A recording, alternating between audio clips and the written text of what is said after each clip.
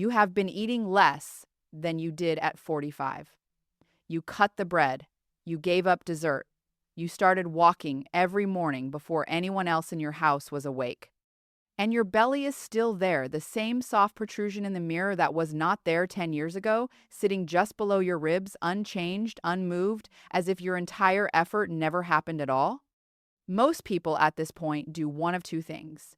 They eat even less, or they conclude their body is simply broken, that this is what aging looks like, and they stop trying. Both of those conclusions are wrong. And right now, I'm going to show you exactly why, with the specific physiological mechanism that your calorie counting app and your bathroom scale have been completely blind to. Because the problem is not how many calories you eat. The problem is one specific hormone that, after 60, begins operating in a way your body was never designed to sustain for extended periods. And until you understand what that hormone is doing and precisely why it is doing it, you will keep cutting food and getting nowhere. If you have not subscribed yet, hit subscribe right now. That is the only way this kind of information keeps reaching the people who need it most. Before we go any further, I need to say something directly, because your health matters more than a protocol. There are situations where belly fat accumulation is not simply a metabolic issue. If you have experienced rapid, unexplained weight gain around your midsection combined with severe fatigue, unusual hair loss on the outer third of your eyebrows, or persistent swelling in your face and legs, those combinations together warrant a clinical evaluation.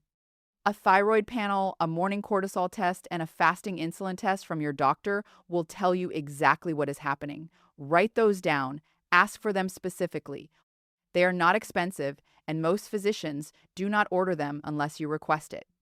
If those warning signs do not apply to you, keep watching, because what comes next will reframe everything. Here is the story the diet industry has been selling you since before your children were born. Calories in, calories out.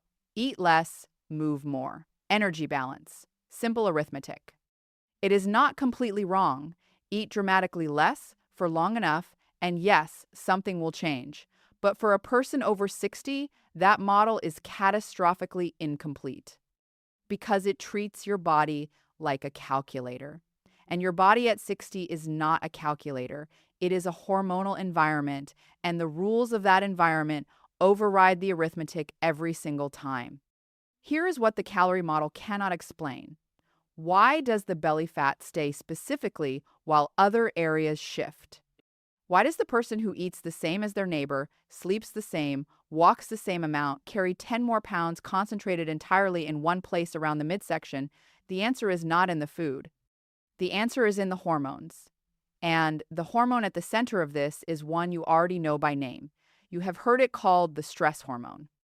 But what you have not been told is what it is doing to your belly fat at the cellular level and why, after 60, the system breaks down in one very specific and very correctable way. The hormone is cortisol. Your adrenal glands, two small triangular structures sitting directly on top of your kidneys, produce cortisol in response to stress. Any stress, a conflict, a disrupted night, hunger, pain, a bill that arrived on a bad day. Worry about someone you love. In a young, healthy person, cortisol rises, does its job, mobilizes energy, sharpens attention, manages whatever the crisis is, and then falls back down within an hour or two. The system resets completely. Here is what changes after 60. 3 things happen at the same time that prevent that reset. First, the cortisol shutdown mechanism slows. There is a feedback loop involving a region of the brain called the hippocampus that is responsible for turning cortisol production off once the crisis has passed. That feedback loop becomes measurably less sensitive with age. Cortisol rises normally but takes significantly longer to return to baseline. Brief bursts become extended exposures. Second, sleep deteriorates. Most adults over 60 experience real changes in sleep architecture: less deep, slow-wave sleep, more fragmented nights, earlier morning waking. Every night of disrupted sleep is a physiological stressor, and every stressor triggers cortisol. You go to bed with it elevated from the day and wake up with it elevated from the night. The system never fully resets because the reset requires deep sleep to complete. Third, low-grade systemic inflammation rises. Research consistently shows that baseline inflammation increases measurably after 60, driven by shifts in sex hormones, reduced physical activity, changes in the gut microbiome, and the accumulated effects of decades. Chronic inflammation is itself a cortisol trigger. The body reads it as a sustained, unresolved threat and keeps the cortisol tap partially open.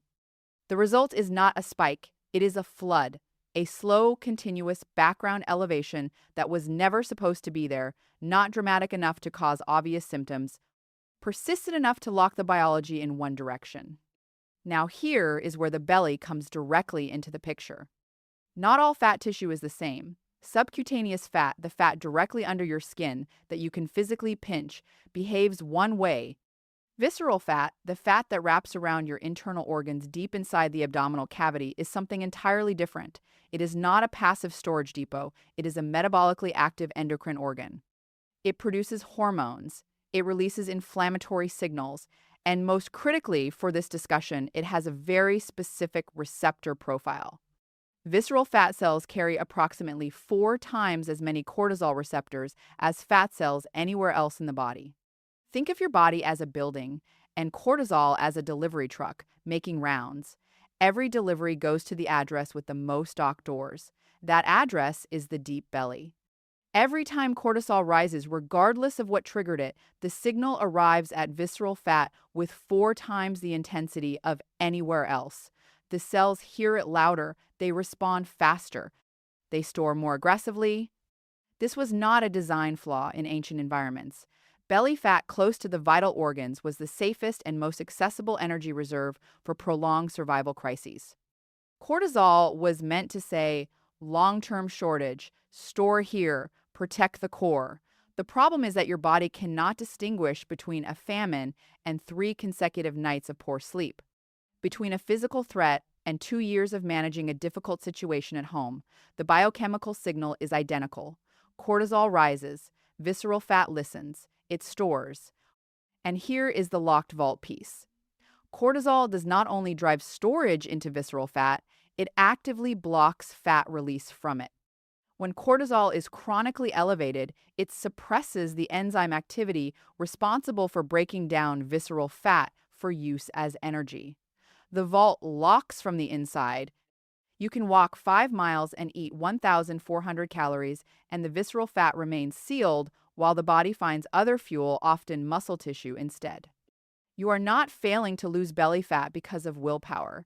You are using a calorie key on a hormonal lock. The key does not fit. The mechanism deepens because cortisol does not work alone. When cortisol is chronically elevated, it signals the liver to release glucose into the bloodstream, preparing the body for a crisis that requires fast energy. Blood sugar rises. The pancreas responds with insulin. Blood sugar comes back down, but the insulin is still circulating. Repeat this pattern over months and years, and something fundamental shifts in the cells. They begin to stop responding to insulin's signal as readily. The receptor doors stop opening as efficiently. This is insulin resistance, and clinical evidence suggests it affects a substantial proportion of adults over 60, most of them with no diagnosis and no obvious symptoms, because early insulin resistance produces nothing you can feel clearly. Here is what insulin resistance means for your belly specifically. Insulin is a storage hormone. When insulin is elevated and cells are resistant to it, the command to store fat becomes louder and the command to release fat becomes quieter.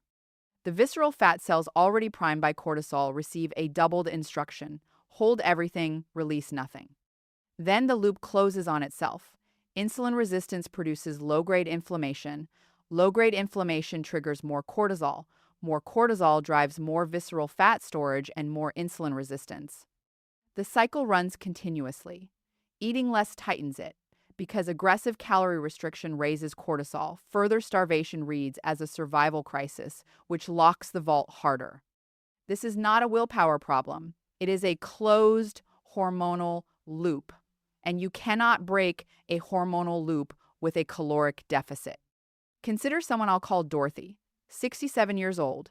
She came in carrying a food diary she had kept meticulously for 4 months. Everything logged, every meal weighed. She had reduced her daily intake from around 2,000 calories to 1,400. She had added a 4-5 minute walk every morning, something she had never done consistently before. In 4 months, she had lost approximately 2 pounds, both of them, she said with dry humor, from her face. Her belly was unchanged. She had already tested her thyroid twice.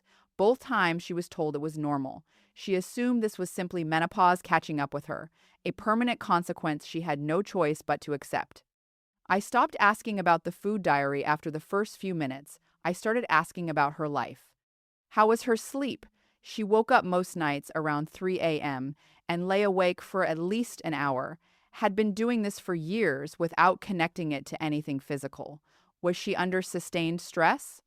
Her husband had been managing a serious illness for 2 years. She was coordinating his care, running the household, and working part-time. Stress, she said, was simply the weather at this point.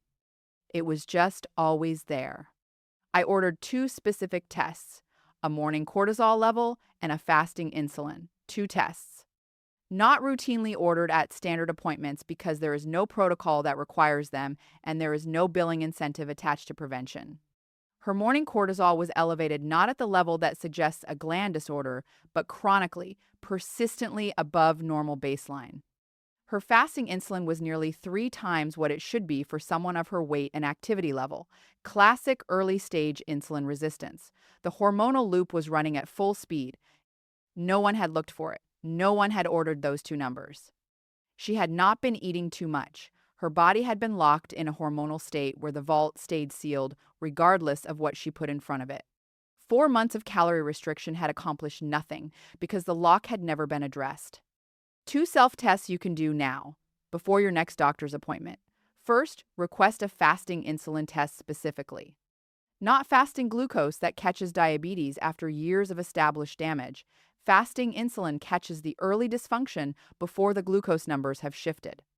Normal fasting insulin is between 2 and 5 microunits per milliliter. Between 6 and 10 signals early resistance.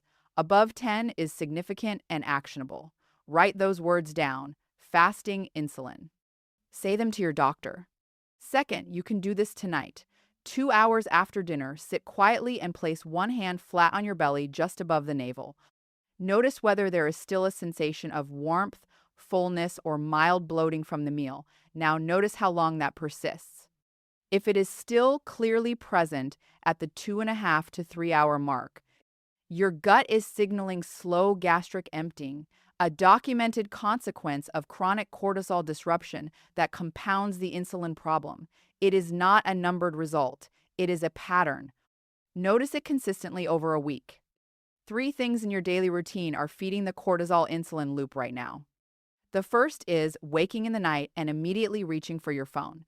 When you wake between 2 and 4 a.m. and cannot return to sleep, cortisol has spiked. It is the biological mechanism keeping you alert during what the body perceives as an unsafe waking period. Looking at a screen in that moment extends the cortisol elevation by keeping the sympathetic nervous system activated. If you cannot sleep, lie still in the dark. Do not reach for the phone. Let the cortisol curve fall naturally. The second is eating carbohydrates alone at breakfast.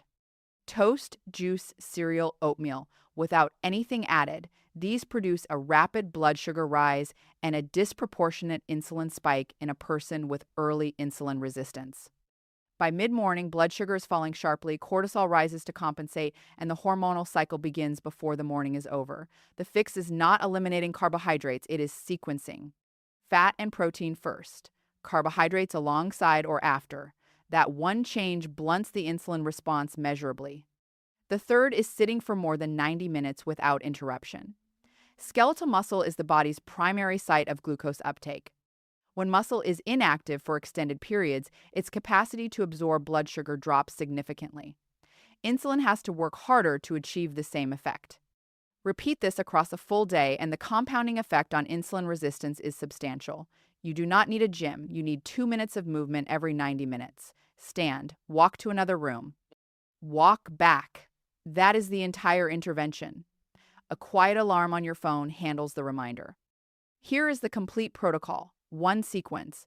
Every step has a physiological reason. Morning, within the first hour of waking, 10 minutes of natural outdoor light through your eyes. No sunglasses, not a long walk, just standing outside facing the open sky. Morning light exposure resets your cortisol curve, anchoring the natural peak to the appropriate early morning window and helping it fall more steeply through the day. This is not optional softness. It is circadian biology. Breakfast, fat and protein before carbohydrates. 2 eggs with butter. Full-fat plain yogurt with raw walnuts. Smoked salmon on cucumber.